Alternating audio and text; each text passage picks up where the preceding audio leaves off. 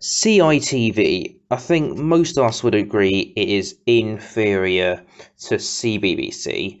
But anyway, today we're going to be counting down the top 10 best shows on CITV. We're not going to be including shows which were originally on there and being shown on other channels. So, like, this won't be including Uncle Max, which was shown on CBBC, and Tots TV, which was shown on CBeebies.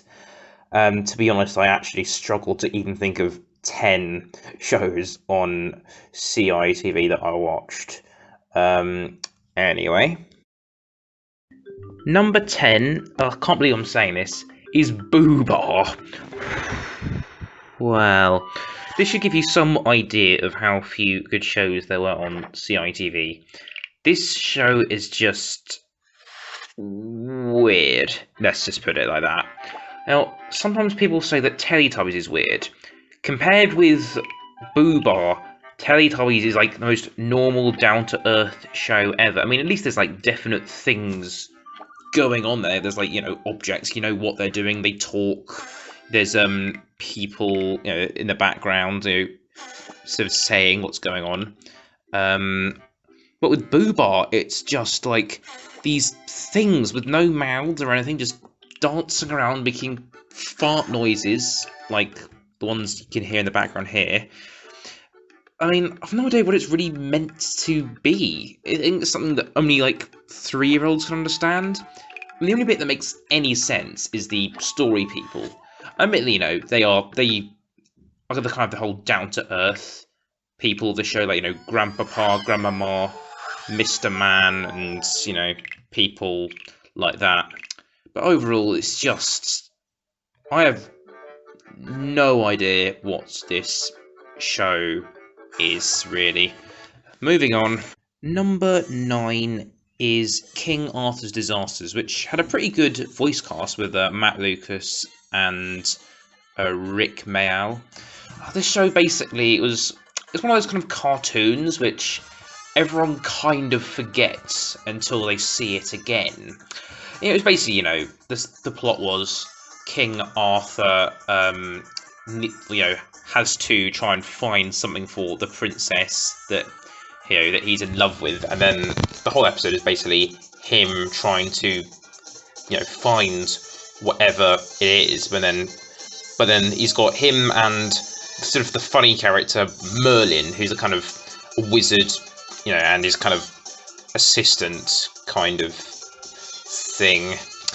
Otherwise, it's kind of a sad story, because, I mean, the princess isn't very likeable, and you just kind of end up feeling sorry for Arthur for the whole thing. Although, admittedly, it is still, a pretty funny show, with funny characters, funny voices and all that.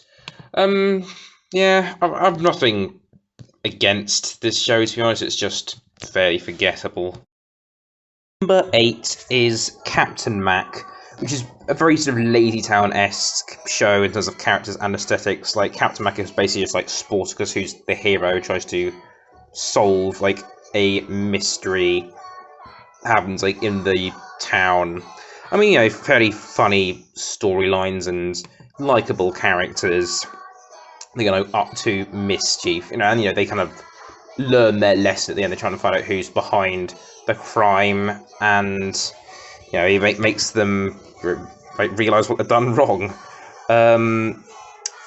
But that's all it is, really.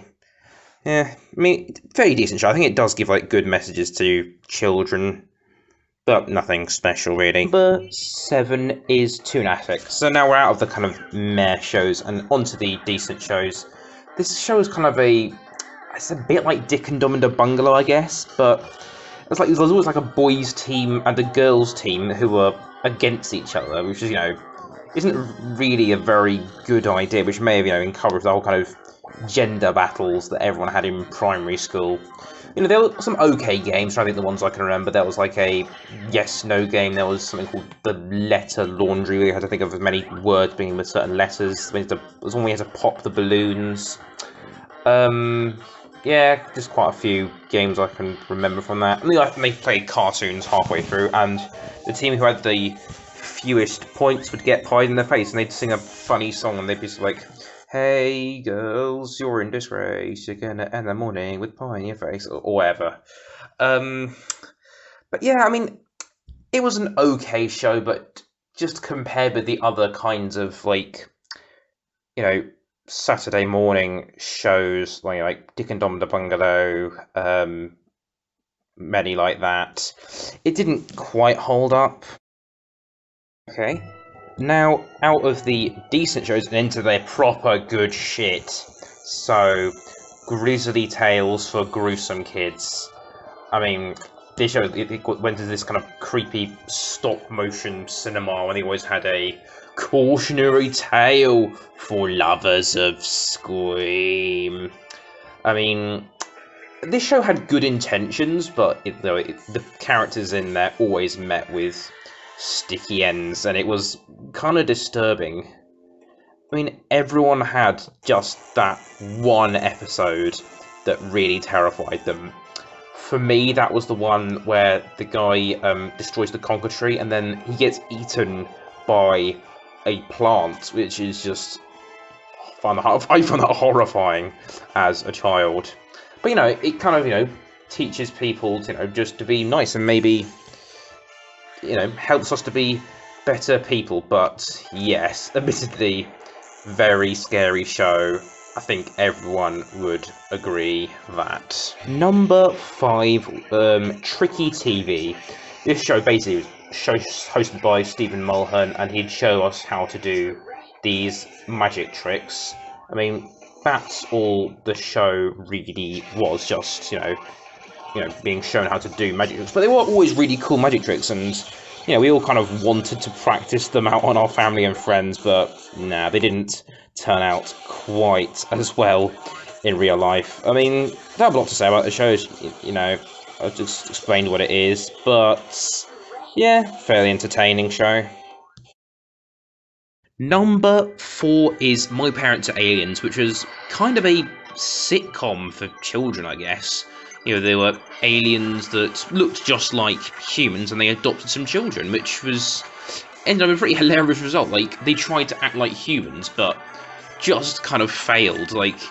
Honestly, their house just looked really cool. They had, all kinds of, weird shit, like a washing machine and a TV that were, in the wrong places. Just their children were sort of struggling to, fit into, day-to-day life. And, didn't, try to teach the parents about, normals, which was really funny, but sometimes kind of sad, because sometimes the parents did some pretty unpleasant things.